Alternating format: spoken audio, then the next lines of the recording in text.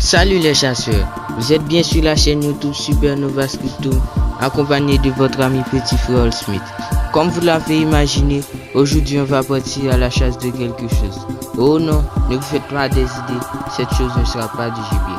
Ce sera quelque chose de grand, de terrifiant, de maléfique et mythique pour certains. Avant de continuer, je tiens à vous dire que le mot chasse ne signifie pas seulement partir couper la tête des cerfs féroces que nous rencontrons après les accrocher au mur en souvenir de leurs pauvres corps brûlés et mangés. Ah, qu'ils sont délicieux.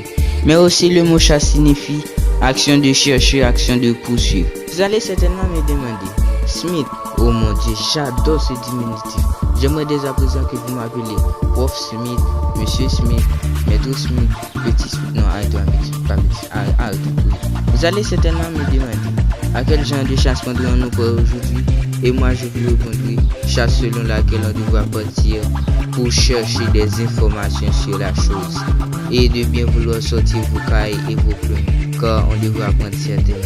Mais aussi de bien vouloir réveiller l'âme du chasseur endormi qui est en vous, de sortir vos épées, de bander vos arcs, de pointer vos flèches et déguiser vos pieds. Car si vous ne le saviez pas mes chasseurs, aujourd'hui on part sur les traces de la bête du Gévaudan. Et si ce n'est pas déjà fait, de bien vouloir vous abonner et d'activer la cloche de notification pour ne pas rater nos nouvelles vidéos, d'aimer et de partager pour nous encourager dans ce que nous faisons. Tout d'abord mes chers amis, on va dans ce département français situé au nord-est de l'Occitanie et ayant pour chef-lieu la Mandé qui compte aujourd'hui près de 75 750 personnes. Et d'après vous, quel est ce département? Paris. Mauvaise réponse double, c'est la Lozère. Effectivement, c'est dans ce beau département français que la bête du Gévaudan a fait près de 88 à 124 morts et plusieurs autres victimes non déclarées, allant de 1764 à 1767. Et durant son règne de terreur et de tristesse, on doit se souvenir de 5 personnes et d'un événement. Et dans ce groupe de 5 personnes, il y a une qui est la première victime déclarée de la bête du Gévaudan. Et oui, comme vous l'avez compris, il y avait bien d'autres victimes, mais n'ont pas été déclarées. 2 ont fait preuve de courage contre des attaques de la bête du Gévaudan. Une a été déclarée comme tueur de la bête, mais c'est avéré faux. Et la dernière personne est celle qui a véritablement tué la bête du Gévaudan et a sauvé sa montée. Voyons la première victime déclarée de la bête du Gévaudan, qui n'est autre que Jeanne Boulet. Cette fille est née le 7 octobre 1750 de l'union de Jacques Boulet et de Louise Mazoudier. Elle est morte le 30 juin 1764, âgée de 13 ans, malheureusement enterrée sans sacrement parce qu'elle n'avait pas eu le temps de se confesser avant sa mort. Que Dieu ait pitié de son âme. Face à cette situation qui se poursuivait, le 31 décembre 1764, l'évêque Gabriel Florent de Choiseul-Beaupré lance un appel aux prières et à la pénitence, car il croyait que la bête était un fléau envoyé de Dieu pour punir les pécheurs.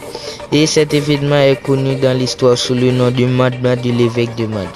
Malgré cela, les prières sont restées vaines et la bête continue à faire ses massacres. Après avoir dit que la bête du Gévaudan était un fléau envoyé de Dieu, certains pensaient qu'il était aussi un loup-garou, un tueur en série. On affirmait l'avoir entendu parler et se redresser sur ses 2 pattes. Ce n'est pas tout. On disait qu'il était un sorcier qui pouvait charmer les balles. Car voyez-vous, notre prédateur n'avait pas du tout peur des projectiles et cela ne l'affaiblissait pas beaucoup physiquement. Allons voir nos 2 personnes courageuses maintenant.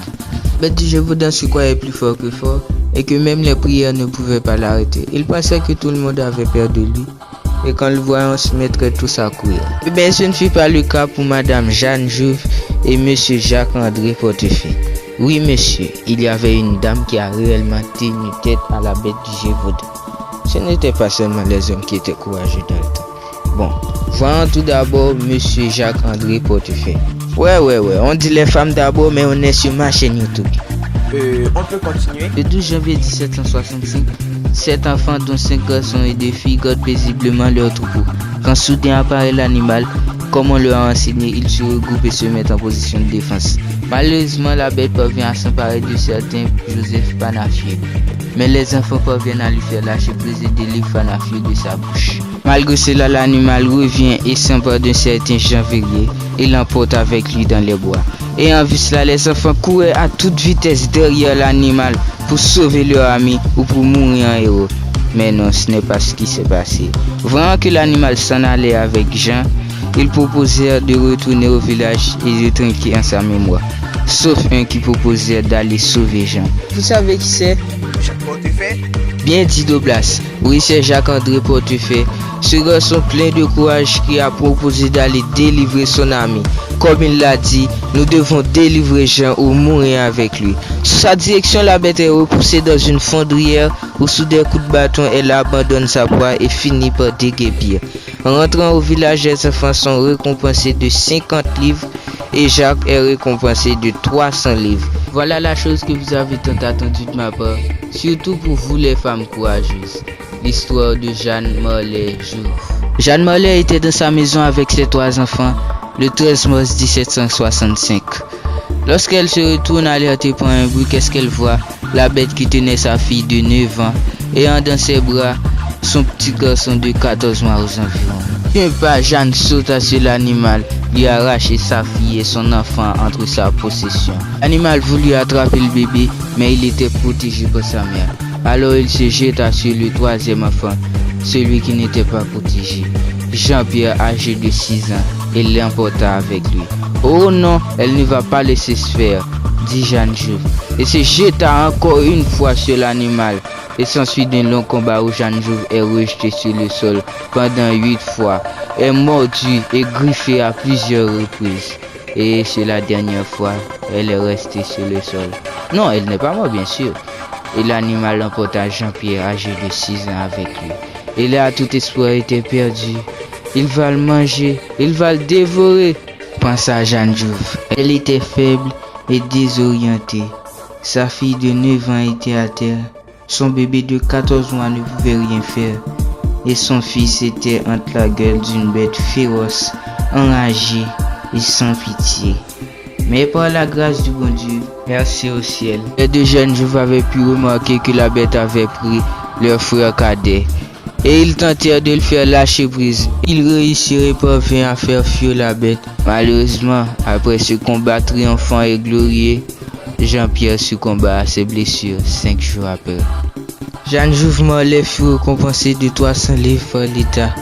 Ah oui, ça, c'était une femme de courage. Imaginez que vous êtes roi de France, assis dans le cour royal en train de boire du thé, et que quelqu'un vous fait part des nouvelles de la bête du Gévaudan, vous décrivant l'animal comme intelligent, qui peut résister aux balles. Ah, ça c'est l'animal que vous avez tant rêvé de vos cauchemars d'enfance. Croyez-moi les gars, mieux vaut passer 2 jours dans la même maison que Chucky que de passer seulement 10 minutes dans les bois du comté de la Gévaudan. Parce que si jamais vous rencontrez cette bête, vous pouvez dire adieu la vie. Parce que Chucky, tu le fais 2 trous dans la tête et il s'endort pour l'enfer éternel. Mais si tu le donnes 6 balles, il continue à te faire un mauvais sourire annonçant ta mort. Et c'est comme ça on continue à te faire des nouvelles sur l'animal. Et toi tu finis par envoyer des hommes sur place, plutôt des chasseurs.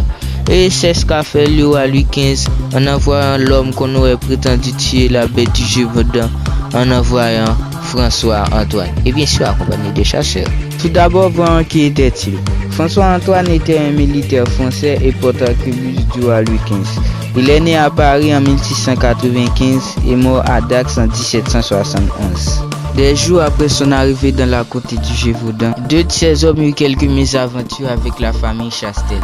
Et comme il était investi des pouvoirs du roi, il fit arrêter Jean Chastel et ses fils et demanda qu'on devra les libérer 4 jours après son départ dans la comté du Gévaudan. Le 20 septembre, on prévient à François-Antoine qu'à l'entour de Saint-Julien-des-Chazes, qu'il y a une bête qui rôde et que certains justifieraient être la bête. Par coïncidence, il arrive et tire sur l'animal qui se trouve à 50 pas de lui. L'animal tombe et se relève et se jette sur François. Grâce à Dieu, il y avait le garde Richard qui tire sur l'animal et l'abat. Croyez-moi, vous ne pourriez jamais imaginer la joie qui était dans le cœur des habitants de la comté du Gévaudan. Parce que François-Antoine a tué la bête, il n'y aurait plus d'attaques, plus de victimes, plus de morts. Mais j'aimerais que ce soit le cas. L'année 1766 terminée commence l'année 1766, où la bête réapparaîtra et fera de plus en plus de dégâts. Dieu maître, je voulais dire. On raconte qu'elle est devenue plus prudente et moins entreprenante. Le 3 novembre 1765, François-Antoine et ses assistants quittent la comté du Gévaudan. Et oui, la tâche terminée, je quitte cet endroit maudit. Et ce mois se termine sans qu'aucune attaque ne soit enregistrée. Plusieurs battues se sont organisées, mais la bête n'a été jamais tuée. Jusque vers le milieu de l'année 1767. Et oui, on est déjà de l'année 1767. Plus précisément le 19 juin 1767, jour où l'animal fut tué par Jean Chastel d'une seule balle d'un seul coup lors d'une battue. Oui, c'est ce cultivateur cabaretier français et récemment prisonnier, né le 31 mars 1708, père de 9 enfants et mort le 6 mars 1789. C'est lui qui a réellement tué la bête du Gévaudan. Et après avoir accompli cet acte, quelques mois passèrent, certains commençaient à fredonner et les autres les aidèrent en chantant. Et effectivement, la comté du Gévaudan venait d'être libérée. Passé de cette date, on n'a plus jamais enregistré d'attaque. Plus aucune attaque. Ah, ça, c'était une histoire. Et on a plein d'autres pour vous, croyez-moi. Sur ce, moi, je vous dis que Dieu vous garde et vous protège. À la prochaine. Ciao, mes astres.